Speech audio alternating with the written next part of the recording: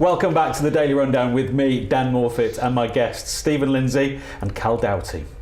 UKIP leadership hopeful Stephen Woolfe has been ruled ineligible to stand in the contest after he submitted his papers late. The party's executive committee said it had voted by a clear majority to exclude Mr Woolfe, who was previously seen as the front-runner. The member of the European Parliament for the North West said he was extremely disappointed by the decision, and 3 executive members have quit in protest. The 3 accused the ruling group of deliberately obstructing Mr Woolfe and some of its members of putting personal ambitions ahead of the interests of the party. At a rally last week, our reporter Simon Anderson caught up with Mr Woolfe. You mentioned that you disagree with career politicians, yet you're trying to go for the UKIP party leadership to further your career as a politician. Is that not a bit of a mixed message? Well, it's not my intention to have a career in politics, and it was never my intention to be a career in politics. But what I have a problem in terms of career politicians is those who seek it solely as a chance to build on opportunities to get in non-governmental organisations and not transform the lives of people. There are good people in politics that I've met during the course of this campaign, and I believe that there will always be good people in politics. But in order to move this party forward, unfortunately, I've got to stay in, transform it, and bring in a whole new generation of people that can listen and get the policies out. UKIP has often been accused of being a racist party, and we've seen here tonight that there are people who aren't white who have disputed that. Yeah. But the number of racial attacks on people in the streets who aren't of white backgrounds has increased significantly. Yeah. What are you going to do or what will be your policy to combat that? Well, I've made it very clear, and I couldn't be clearer on television programmes, on radio, that anybody who is involved in committing offences like that should be dealt with strongly and harshly. There is no place for racial abuse in this country. I know it, I suffered it and dealt with it. And the same way in our party. I was part of the structure that tried to change, and did change, our constitution to enable us to remove quickly those types of people who've made those comments in this party. That's how we'll continue to do exactly that. People in that report, though, wearing T-shirts saying "Woolfe for leader." Yep. That's not going to happen now because he handed in his registration papers too late. Is it unfair that he's not allowed to stand on the ballot? Well, from what I understand, he has been 17 seconds, I think, late in submitting them. Who's timing this? Well, it's done online. This is apparently the point. So he's got proof that he had submitted it at his end, as it were, or presumably on some sort of device, and he's got a photograph that shows that had happened with a time on it. He's got that, but by the time it gets to where it needs to get to and registers where it needs to register, or however that works, it's too late. Now, the man had T-shirts printed. Correct. So he had you would imagine he should have done it in plenty of time. Yeah. And the other aspect of this is, does it really matter? Do we really care that much? You know, that's unfortunately where I come from on this, because this, you know, it's in the same way that the Labour leadership is an issue for the Labour Party, this is an issue for UKIP as a party, and the reality is, for all that they've got a certain level of support, it seems. They've got one MP. Yeah, but many MEPs, many councillors. Agreed, yeah. And in terms of the support they have, you know, if you look at the last general election, they got 12% of the vote, or whatever the figure was, it was around that sort of figure. So, you know, there's a level of support, and it's therefore important in that sense that they do the right thing.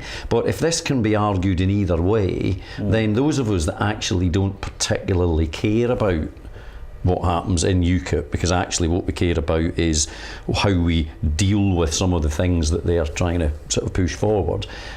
I have to say, personally, I end up saying, well, I'm not really that bothered. They let them fight it out because it's their affair. And as I say, there's a comparison. It's a different thing, but a comparison with the Labour Party, where, you know, if you're not in the Labour Party, don't worry too much about what they're doing, because it's up to them as a party, because it's their issue. Cal, does it make a mockery of a party, though, that's trying to get stronger, trying to legitimise itself? You know, the UK Independence Party, they've got one agenda.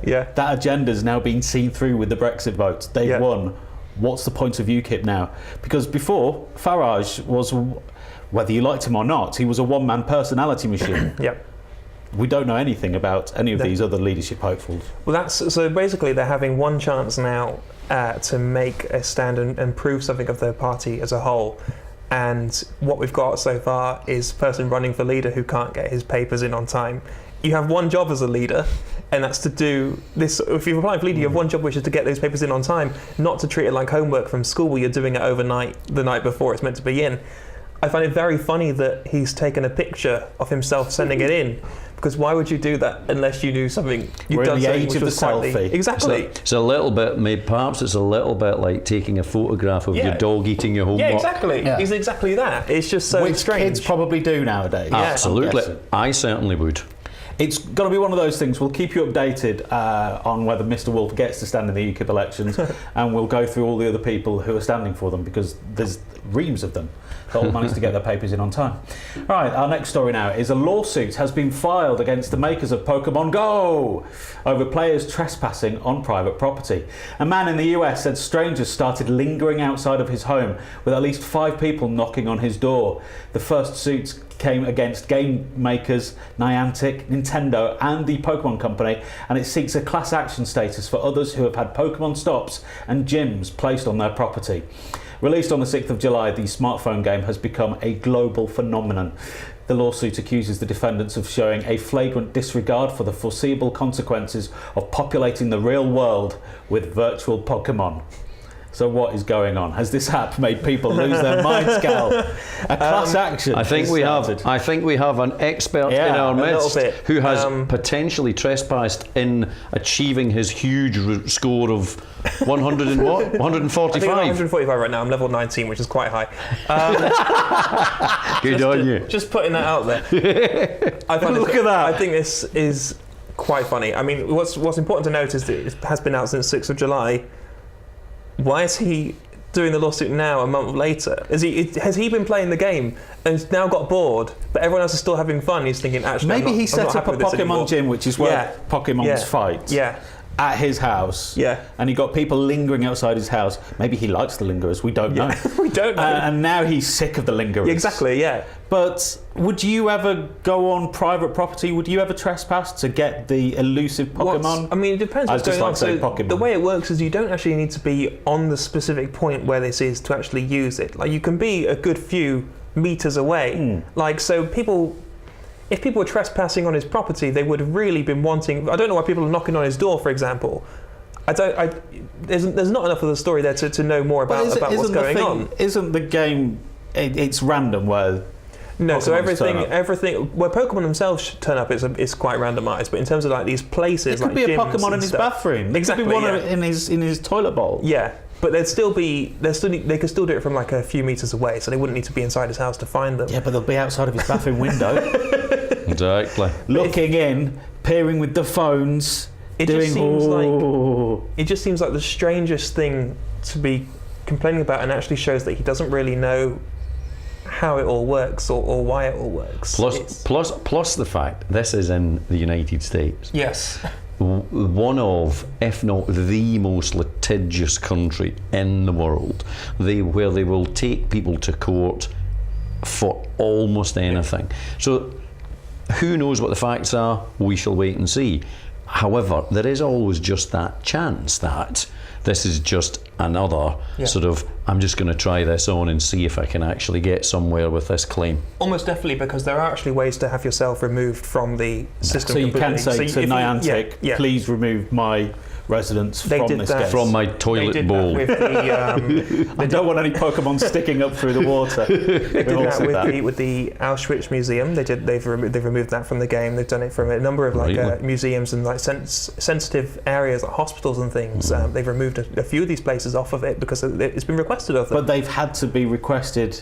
You have to request the event. You have to request it first, so it can't just be. I mean, isn't that a precedent though for these future? There's got to be more of these type of games that are going to come out. Yeah. And because they can appear anywhere, people have been talking about graveyards being taken over by Pokemon stops. So do game developers have to think first rather than act later? It's difficult because it's like a worldwide thing and it's submitted originally through their other game Ingress. I think it's so tricky to just keep on top with every stop that's put out there. I mean, across Manchester there's hundreds. Imagine doing that worldwide when you're a small development team. I think it's impossible. In terms of what they're doing, I think they should probably hire some more people to look at these claims and get a bit of a move on with it. But there is that option there to change things. Just remind people again, what's your level? 19. And how many Pokemon have you got? Around 140 something, but yeah. Stephen, are we in awe? I am in complete be. awe, and I am on level 0. I'm on minus. I'm that bad. I captured a Pokemon and I killed him because I didn't feed it. You've not even got a Pokemon anywhere near your toilet. Nope. No. Maybe later though. I've had an energy drink. Right, it's time for another break now, so go and make that trip to the smallest room in the house, check if there's a Pokemon there, or send that Facebook message that you've been meaning to, and we'll see you again in a couple of minutes with news on new student loans replacing grants and Trumpety Trump. Loads more to come on the Daily Rundown after the break here on Channel 7.